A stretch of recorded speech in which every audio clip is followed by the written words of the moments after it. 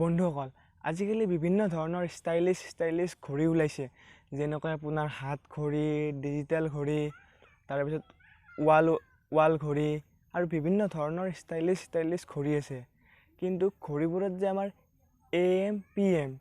এই AM PM এই বস্তুটো ঘড়ীবোৰত মানে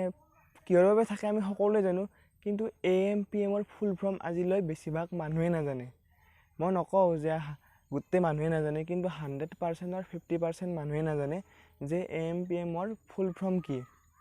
কিন্তু ঘড়ীবোৰত AM PM কিহৰ বাবে আছে সকলো মানুহে জানে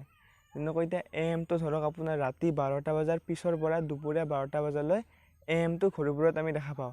আৰু দুপৰীয়া 12টা বজাৰ পিছৰ পৰা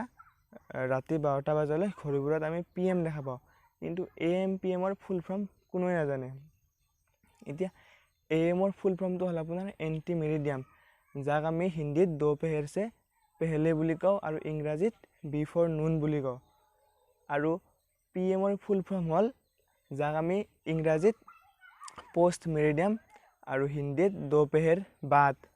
আৰু ইংৰাজীত আফটাৰনুন বুলি কওঁ তো ভিডিওটো আজি ছুটি হৈছে এইখিনিয়ে